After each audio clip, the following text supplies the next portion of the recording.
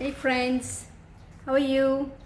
So our next video and session for English Made Easy is specially for either cooks or for homemakers, especially in India generally. So I am going to give you English words for kitchen use things or for cooking.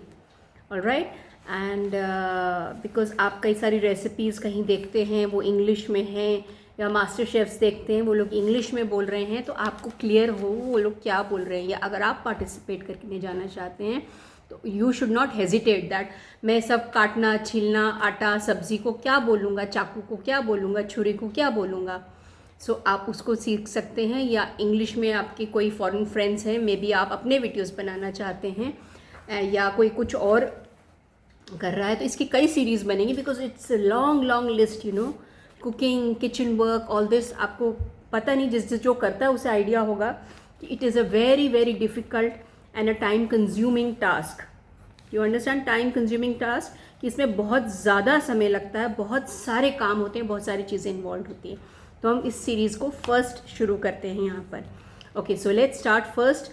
हम जब कहते हैं cooking की खास किसी में अगर talent है तो उसके लिए सिंपल, ये तो सिंपल हमने बोले कुकिंग टैलेंट, इसको ही सबसे पहले मैं आपको एक और स्टाइलिश और very good high standard English के लिए के तौर पे बताती हूँ. Culinary skills. तो अगर कहीं कोई बोलेगा तो आपको समझ आ जाना चाहिए. Culinary skills, culinary skills, this means cooking very good cooking talent this person has, या उसका अगर हेडिंग है दैट मीन्स उसके बारे में बात हो रही है उस पेज पे, उस वीडियो पे, etcetera. Alright, so for culinary skills related words and phrases I will start first. I think we always first need flour और सब्जी इज़ वेजिटेबल एंड आटा, एनी काइंड ऑफ आटा बहुत सारा हो सकता है, गेहूं का, मक्का का, बाजरे का, एट्सेट्रा. तो अभी मैं केवल उस पर जा रही हूँ. फ्लावर बोलते हैं उसको, कई लोग फ्लावर बोलते हैं, कई लोग उसको फ्लोर तक बोलते हैं, विच इज़ रॉन्ग. ओके, फ्लावर वो बोल सकते हैं. Spelling is FLOUR. लिखा होता है कि आटा पीसने की चक्की पे floor mill, that is wrong. FLOUR, that's flour. Alright, so आटा है. Okay, then the other is, अब उस आटे को आप लेंगे छानेंगे तो उसको हम बोलेंगे सीव इट. ऑलराइट, देन उसके बाद हमें गूंदना होगा उसे, तो गूंदने को बोलते हैं need. Alright, need spelling is not NEED, need. एक वर्ड नीड होता है, ये उस सेक्शन में करेंगे जब हमने आपको सिमिलर वर्ड्स बोले थे, वो दोबारा लौट के आएंगे उसमें क्योंकि बहुत अनगिनत वर्ड्स हैं. तो यहाँ नीड है, इसकी स्पेलिंग है KNEAD. के से शुरू होता है, साइलेंट है के. इंग्लिश में ऐसे बहुत सारे वर्ड्स होते हैं जो साइलेंट, उनके कई अक्षर साइलेंट होते हैं. ठीक है, क्या है क्यों है, अब ये अंग्रेज़ों की मर्जी, उन्होंने ये लैंग्वेज बनाई थी. तो नीड, हमें गूंदने का जो प्रोसेस है उसको हम बोलते हैं नीड. Flower, need. ठीक है, सब्जी you know, vegetable I think mostly you all know. ठीक है, तो सब्जी पे बाद में आते हैं. अब जो नीड से रिलेटेड, फ्लावर से रिलेटेड चीज़ें उसको करते हैं. ठीक है, आपने गूंद दिया आटा. अब गूंदे हुए आटे को क्या बोलते हैं, क्योंकि वो भी आटा है, सूखा भी आटा था. अब इसको हम बोलते हैं, इसको कई लोग कुछ थोड़ा सा गलत बोलते हैं, डाउ मैंने सुना है, which is wrong pronunciation. It's dough. ये रॉन्ग वाले में आपको डव ऐसे मैंने कुछ प्रोनाउंसिएशन सुने which is wrong. The right is dough. ड में ओ की मात्रा और छोटा सा ह, डो. ठीक है, सो गूंदा हुआ आटा इज़ डो और सूखा आटा इज़ फ्लावर. ऑलराइट, देन हम उसको गूंद के थोड़ी देर के लिए रख देते हैं, तो उसको हम इंग्लिश में बोलते हैं लेट इट रेस्ट. आराम करने दे रहे हैं, let it rest. Alright, then उसके बाद ढकना है तो कवर इट. आपको कुछ समय के बाद अब उसकी लोई बनानी है, जैसे हम लोई बोलते हैं हिंदी में, we call it balls. We have to make balls from the, not from the flower, from the dough. Right, ठीक है, तो जितनी भी बॉल्स बनानी है आप बता देंगे जिसको भी बनाती हैं. उसके बाद हम उनको क्या करते हैं, बेलते हैं. तो बेलने को बोलते हैं roll them out.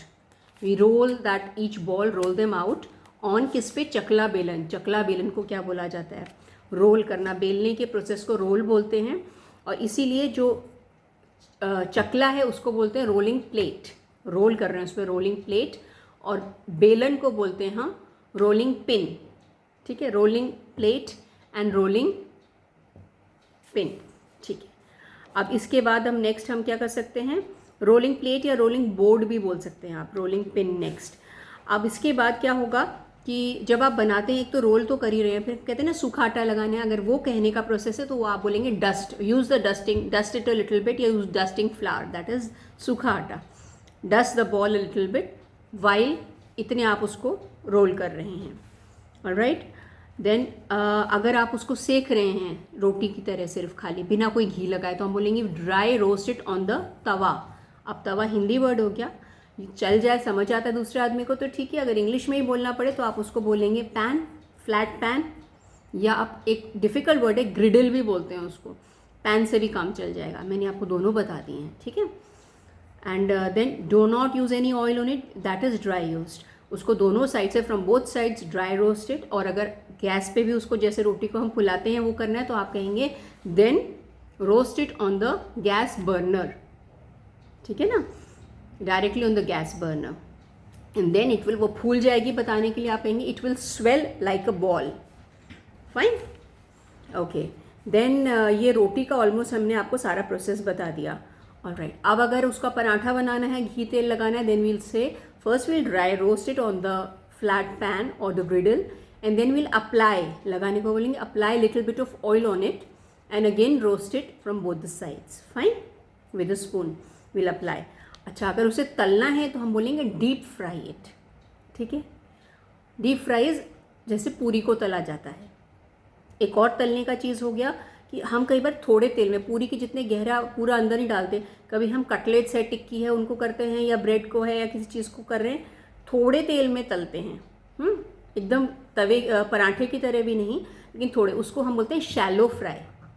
Shallow fry is come तेल, डीप फ्राइज बहुत सारा, जैसे डीप नदी में डीप जाते हैं पानी होता है, तो इसलिए वो पैन अगर गहरी कढ़ाई है तो हम कहेंगे डीप फ्राई पैन, अगर वो फ्राई पैन टाइप है तो हम फ्राई पैन भी बोल सकते हैं उसको, वरना शैलो फ्राई पैन, बताने के लिए कि इसमें कम तेल वाला जो तलने का काम है वो किया जाता है। या आप कर रहे हैं किस चीज़ का तो आप बोलेंगे I will shallow fry this bread और दिस कटलेट और दिस पोटैटो व्हाटएवर, जो भी है, ठीक है। अभी मैंने आपको रोटी और थोड़ा सा या पूरी तलने की चीज़ों के बारे में प्रोसेस में बता दिया, उनकी जो बर्तन है वो भी मैंने बताए हैं। कुछ थोड़े से बर्तन और लगेंगे, जैसे कि उसके बारे में लैडल बोलते हैं। Ladle is